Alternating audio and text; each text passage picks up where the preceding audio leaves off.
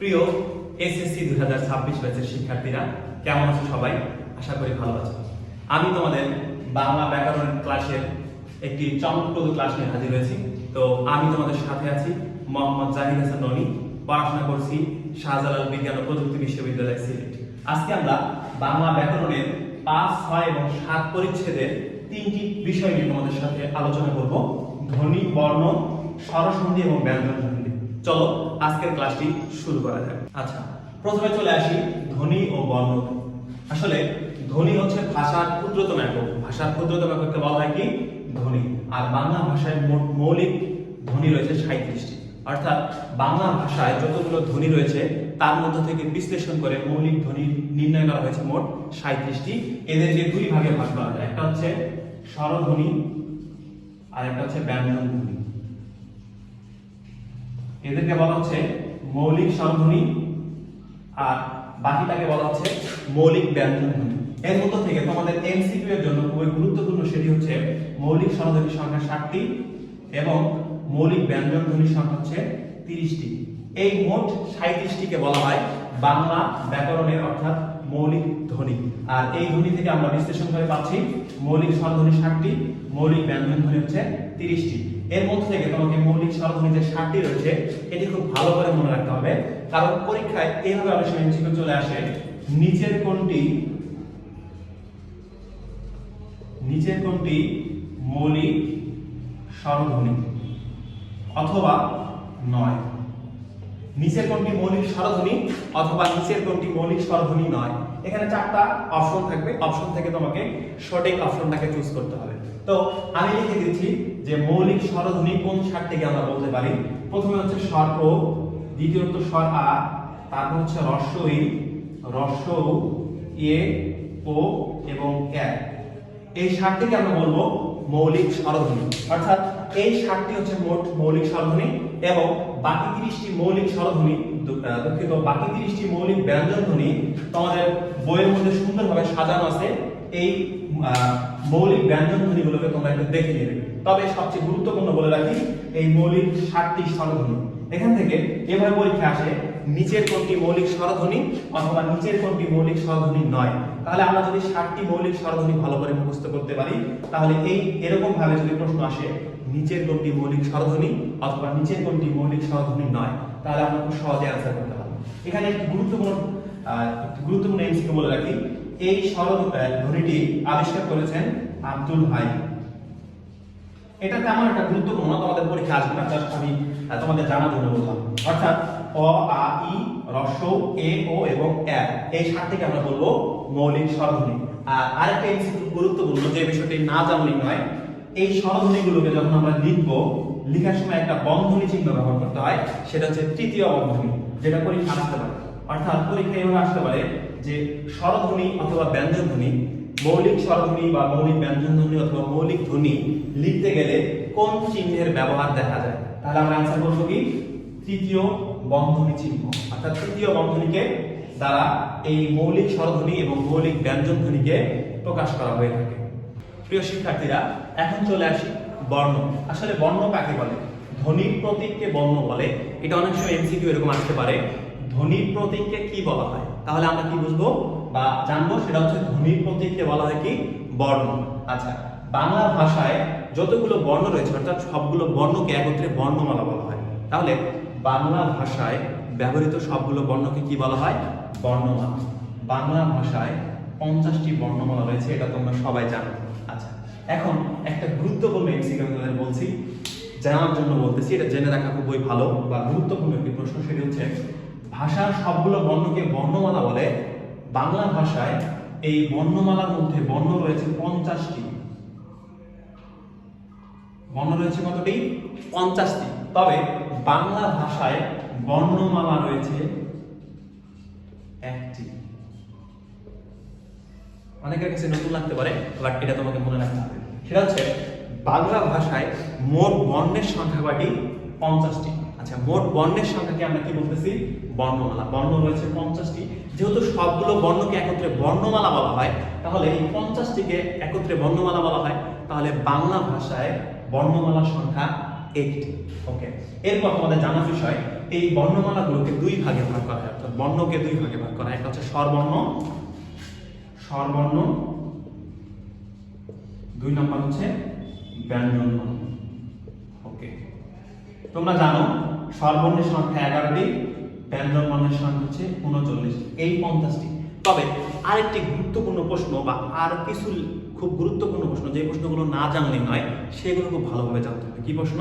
সেটা হচ্ছে এরকম ভাবে বোর্ড কোশ্চেন সলভ করলে বা অ্যানালাইসিস করলে দেখা যায় যে বাংলা ভাষায় বা বাংলা বর্ণমালায় অথবা ব্যঞ্জন বর্ণে অথবা স্বরবর্ণে অর্ধমাত্রাযুক্ত বর্ণ কয়টি, স্বরবর্ণে পূর্ণমাত্রাযুক্ত বর্ণ কয়টি, ব্যঞ্জন বর্ণে অর্ধমাত্রাযুক্ত বর্ণ কয়টি, ব্যঞ্জন বর্ণে মাত্রাহীন বর্ণ কয়টি। এটা আমরা কিভাবে নির্ণয় করব? নির্ণয় করার জন্য তোমাদের সহজে একটি টেকনিক আমি শিখিয়ে দিচ্ছি। তাহলে বাংলা ভাষায় বর্ণমালা মোট বর্ণ রয়েছে কতটি? 50টি, বর্ণমালা একটি। আচ্ছা, এখন স্বরবর্ণ এবং ব্যঞ্জন বর্ণ থেকে আমরা কিভাবে মনে রাখবো? মনে রাখার সুন্দর একটি শর্টকাট টেকনিক আমি তোমাদের দিয়ে দিচ্ছি। জাস্ট দুটি সংখ্যা তোমরা মনে রাখবে, 26, 76, 614। সংখ্যাটি অবশ্যই মনে থাকার বিষয়। আচ্ছা, 26, 76, 614, 26, 76, 614, এই জিনিসটা ভালো করে মনে রাখতে হবে কথাটা।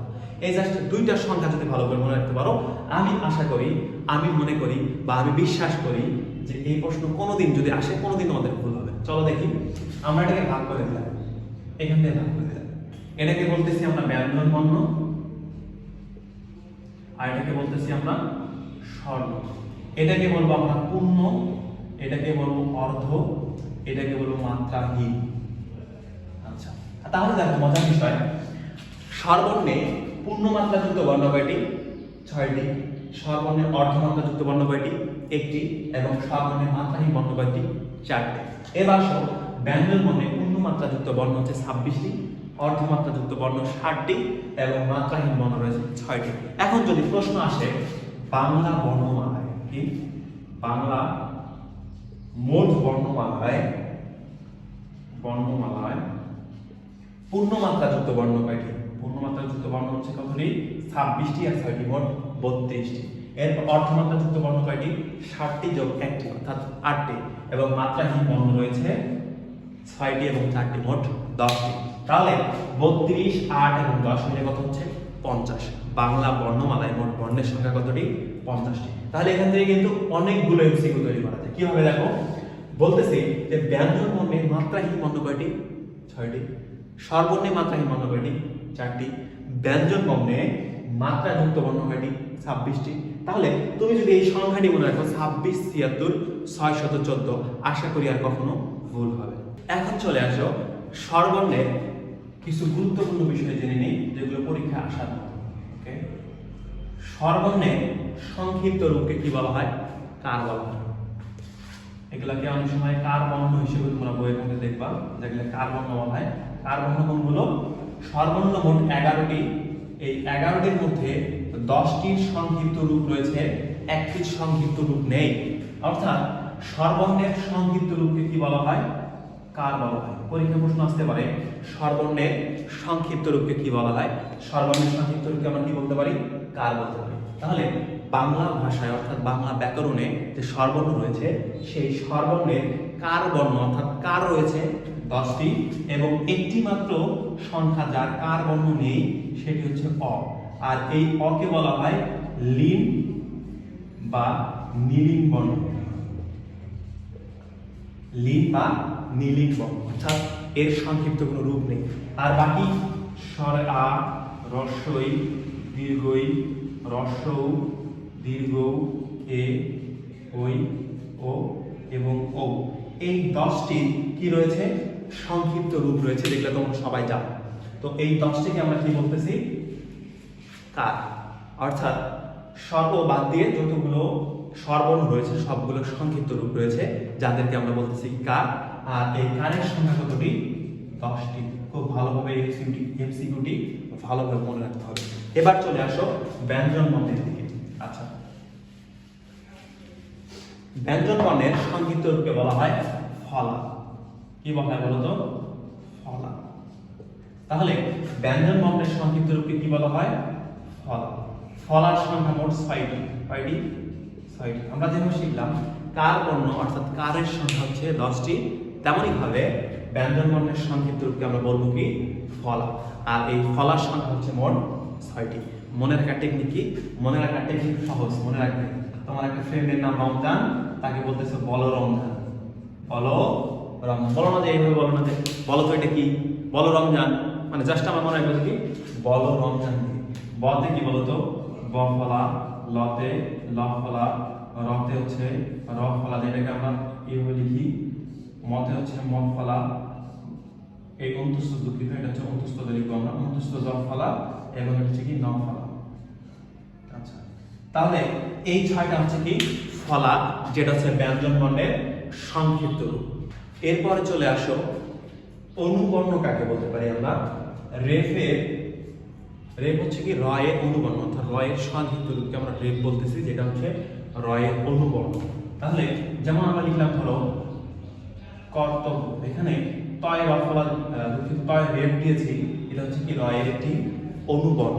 এরকম আরো রয়েছে যুক্ত বর্ণ, সংখ্যা বর্ণ। আচ্ছা, যুক্ত বর্ণ কাকে বলবো আমরা? দেখবা অনেক সময় দুটি ব্যঞ্জন বর্ণ একত্রিত যুক্ত হয়ে একটি যুক্ত ব্যঞ্জন তৈরি করে। অর্থাৎ যুক্ত, যেমন আমি বলি ধরো বলতেছি যে উদ্দিন, এই উদ্দিন বানানে এই যে ড দুইটি যুক্ত হয়েছে, এদেরকে কি বলতে পারি আমরা? যুক্ত বর্ণ বা যুক্ত ব্যঞ্জন। এই যুক্ত বর্ণ বা যুক্ত ব্যঞ্জনকে দুই ভাগে ভাগ করা হয়, একটা হচ্ছে স্বচ্ছ আরেকটা হচ্ছে কি অস্বচ্ছ। আচ্ছা, এখন স্বচ্ছ আর অস্বচ্ছ সহজ ভাষায় আমরা কিভাবে বলবো? সহজ ভাষায় যদি তুমি বুঝতে চাও যে স্বচ্ছ এবং অস্বচ্ছ দুটির মধ্যে পার্থক্য কি। আচ্ছা, স্বচ্ছ বলতে আমরা কি বুঝি? যেটা খুব সাধারণভাবে বোঝা যায়। আর অস্বচ্ছ মানে কি?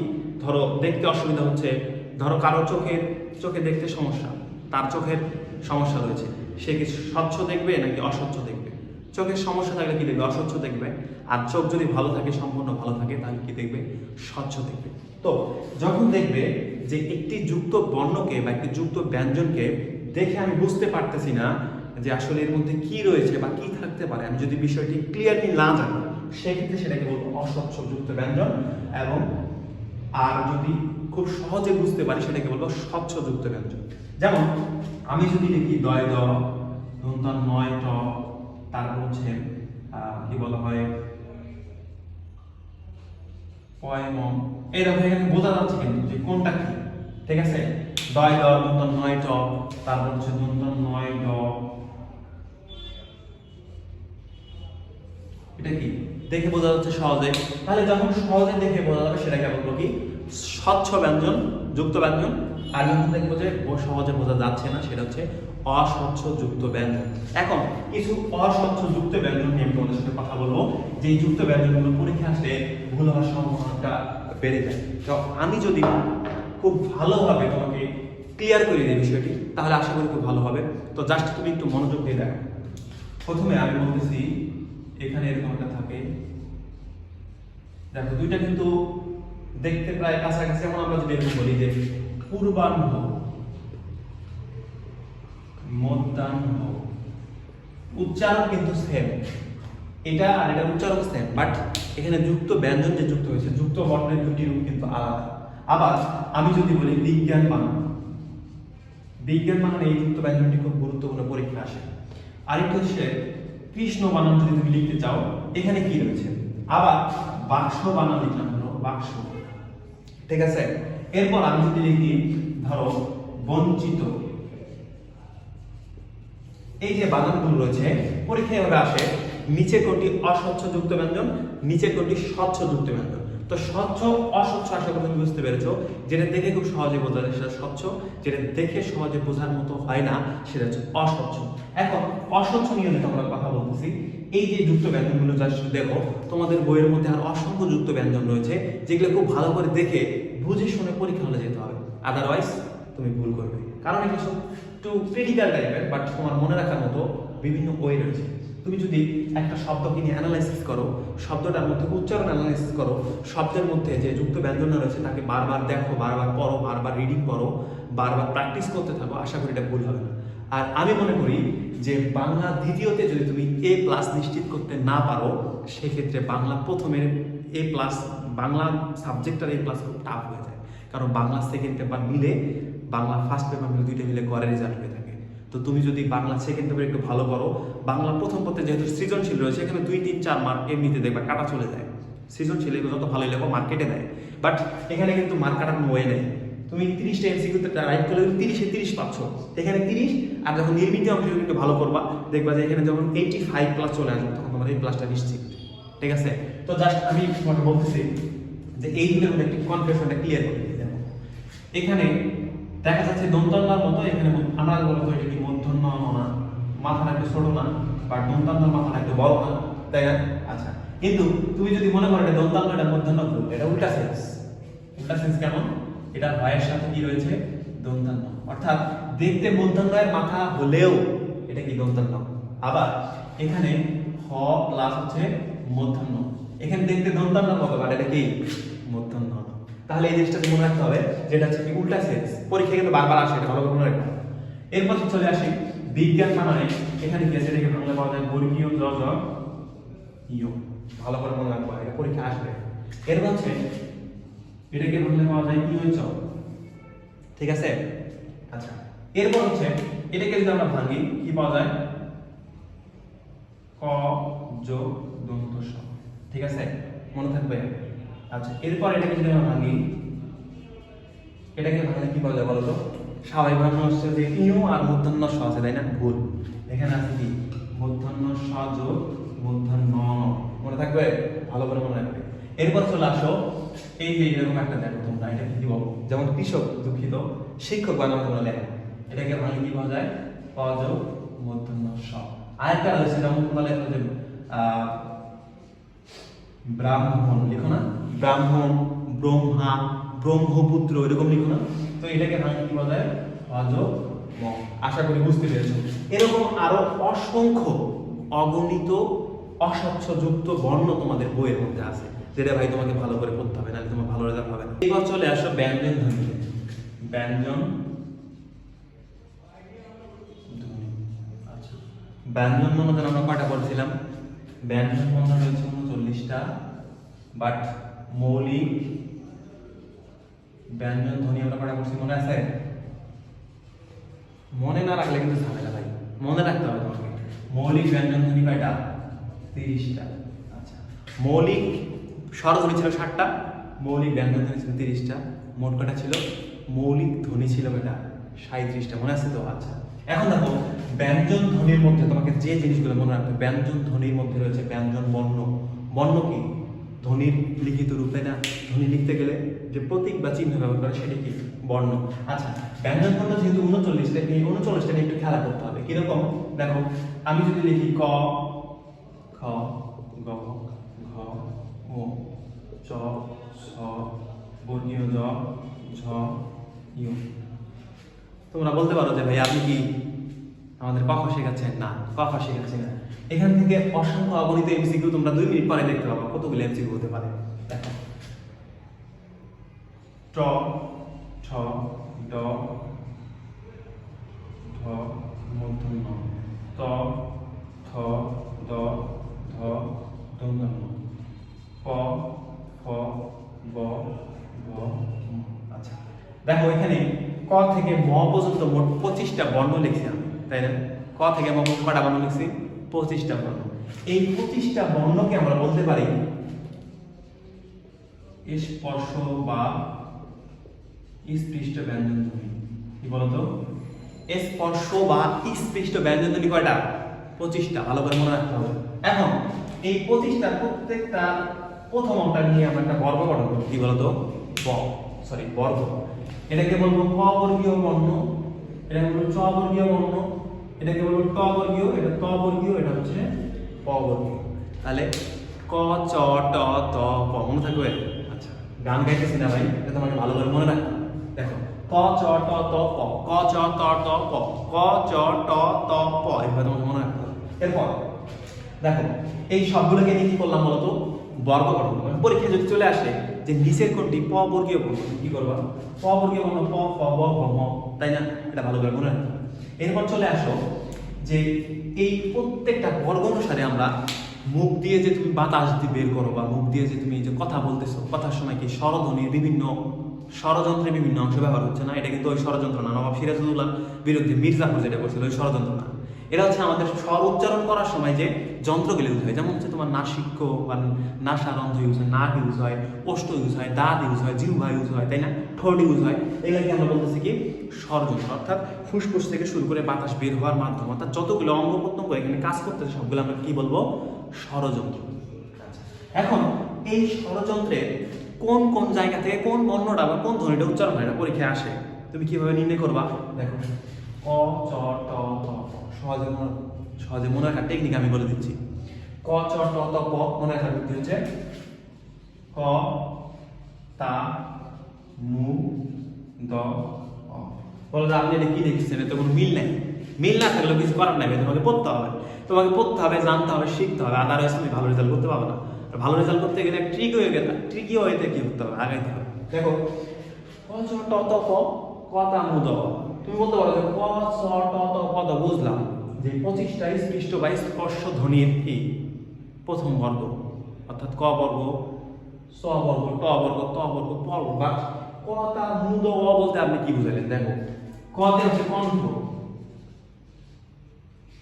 ততে কি তালু, মুতে হচ্ছে মূর্ধা, দতে কি দন্ত, ওতে হচ্ছে ওষ্ঠ।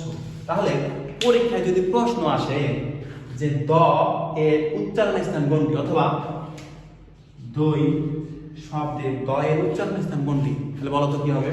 দই শব্দের দ এর উচ্চারণ স্থান কোনটা? ত থ দ। কোথায় আছে?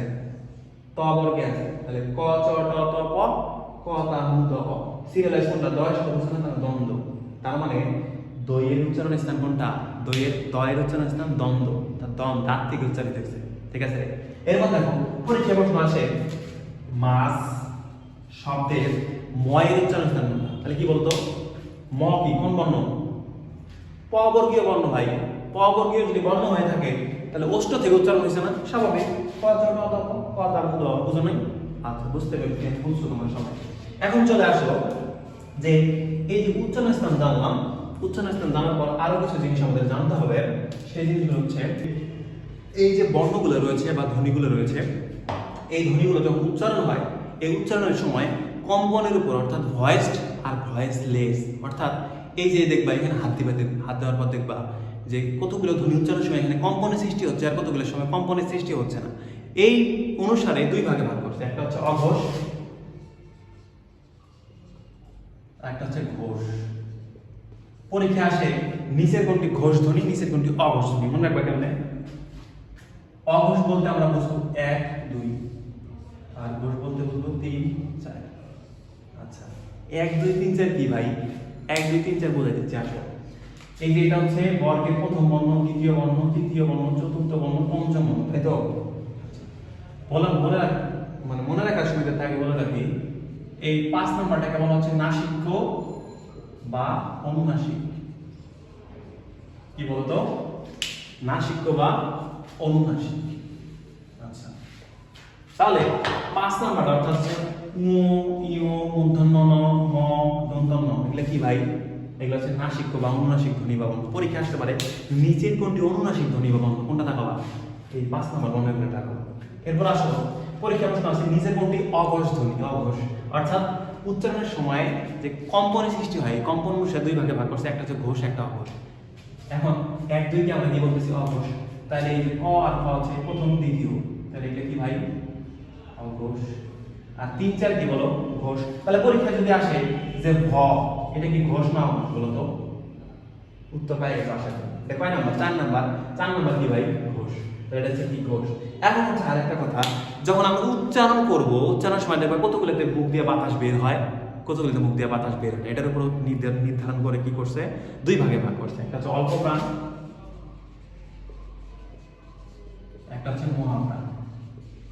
একটা হচ্ছে অল্প প্রাণ ধ্বনি, একটা হচ্ছে কি? মহাপ্রাণ ধ্বনি। যেটার উচ্চারণের সময় কম বাতাস বের হয় সেটা কি? অল্প প্রাণ। যেটা উচ্চারণের সময় অনেক বেশি বাতাস বের হয় সেটা কি?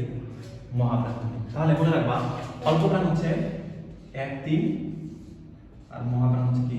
2 2 4। এবার 1 3 2 4 তো বুঝে গেছো আগের মতোই। এক বলতে কি যে ধরো প যদি বলে প কি 1 নাম্বার না, তাহলে হচ্ছে অল্প প্রাণ। আর 3 নাম্বার কি, এটা হচ্ছে অল্প প্রাণ। আর 2 4 কি বলতো, মহাপ্রাণ ধ্বনি। বুঝছো? আশা করি বুঝতে পেরেছো। আচ্ছা, তাহলে দেখো এখানে কতগুলো এমসিকিউ আমরা শিখলাম ভাই, একদম অনেক অসংখ্য এমসিকিউ শিখছি। জাস্ট তোমাকে মনে রাখতে হবে কোনটা নাসিক্য, কোনটা অনুনাসিক, কোনটা অল্প প্রাণ, কোনটা মহাপ্রাণ, কোনটা স্পৃষ্ট ধ্বনি, কোনটা স্পর্শ ধ্বনি, ঠিক আছে? কোনটা হচ্ছে অল্প প্রাণ অঘোষ ধ্বনি, কোনটা মহাপ্রাণ ঘোষ ধ্বনি। দেখো তো, এখন আমি যদি বলি ধরো ঘ, ঘ কি অল্প প্রাণ, মহাপ্রাণ, ঘোষ, অঘোষ, কোনটা বলো তো? এটা কয় নাম্বারে বলতে বলো তো? 4 নাম্বারে বলছো না? 4 নাম্বারে হচ্ছে কি, একটা নাম্বার হচ্ছে মহাপ্রাণ আর 4 এ বলছো কি ঘোষ। তাহলে পরীক্ষায় যদি প্রশ্ন আসে যে ঘ এটা কি, মহাপ্রাণ ঘোষ ধ্বনি, মনে থাকবে? আশা করি বুঝতে পেরেছো। এখন আর কিছু গুরুত্বপূর্ণ তথ্য তোমাদের দিয়ে আজকে ক্লাস শেষ করব। আশা করি এর মাধ্যমে এই যে এমসিকিউ গুলো তোমাকে আমি দিলাম, যে এমসিকিউ গুলো তোমাকে পড়াইলাম, যে বিষয়গুলো তোমাকে দিছি, এগুলো ক্লিয়ার। আর এই বিষয় থেকে পরীক্ষায় এমসিকিউ আসলে আশা করি তোমরা পারবা। চলো বাকি অংশটা দেখি। কিছু কিছু জিনিস আছে যেটা তোমাকে মনে রাখতে হবে, খুব গুরুত্বপূর্ণ। যেমন পরীক্ষা আসে পার্শ্বিক বর্ণ বা ধ্বনি কয়টি? পার্শ্বিক বর্ণ বা ধ্বনি কয়টি? একটা, সেটা হলো ল। কেন পার্শ্বিক বললো? তুমি যখন ল উচ্চারণ করো মুখ দিয়ে, বুঝছো? যখন ল উচ্চারণ করো দেখবা মুখের দুই পাশে, অর্থাৎ জিহ্বা যখন দাঁতের সাথে লেগে যায়, দুই পাশ দিয়ে বাতাস বের হচ্ছে, সেই জন্য এটাকে বলে পার্শ্বিক। পার্শ্ব দিয়ে বাতাস বের হয়, সেই জন্য পার্শ্বিক বর্ণ বা ধ্বনি কি? ল। এরপর হচ্ছে কম্পনজাত। কম্পনজাত কি বলতো? কম্পনজাত হচ্ছে একটা বর্ণ আছে, যে বর্ণটা উচ্চারণ করতে গেলে মানে জিহ্বা কি, জিহ্বা বা যে ষড়যন্ত্র আছে কাঁপানি সৃষ্টি হয়। যেমন আমার নাম কি ভাই? রনি, র। এই দেখো র বলতে গেলে কি, র, রংপুর, রংপুর, রনি, বলতেছি না? তারপর হচ্ছে কি রাজা। এই যে র বলতে কি, দেখো জিহ্বার মধ্যে বা ষড়যন্ত্রে যে অংশগুলো ইউজ করতে, তার মধ্যে কাঁপনের সৃষ্টি হচ্ছে না, কম্পনের সৃষ্টি হচ্ছে না, সেজন্য এটাকে বলবো কি, কম্পনজাত, ঠিক আছে? আর হচ্ছে একটা তারণজাত। তারণজাত হচ্ছে ড্রয়িং র আর হচ্ছে ড্রয়িং র, ঠিক আছে? যেটাকে তোমরা টাইপটারও বলো। যাই হোক, এটা মজা করে বললাম, শুদ্ধ ভাষায় কথা বলতে হবে, শুদ্ধভাবে বলতে হবে। যেহেতু আমরা ব্যাকরণ করতেছি ভাই, ব্যাকরণ করতে গেলে এই বিষয়গুলো ভালো করে জানতে হবে। আর তোমাদের আজকে কি ছিল? 5 6 7। এই 5 6 7 পরিচ্ছেদের মধ্যে আশা করি এর বাইরে কোনো এমসিকিউ হবে না। তোমরা জাস্ট ভালো করে মনে রাখো, আর আমি যে বিষয়গুলো বললাম তোমরা ভালো করে নোট করো। আশা করি 5 6 7 পরিচ্ছেদের মধ্যে কোনো সমস্যা নেই। আর যদি কারো কোনো সমস্যা হয়েই থাকে, তুমি নিঃসন্দেহে জানাই দিবা, এটার উপর ক্লাস হবে, কোনো সমস্যা নেই, ঠিক আছে? সকলে ভালো থাকো, সুস্থ থাকো, দেখা হবে নতুন কোনো বিষয় নিয়ে।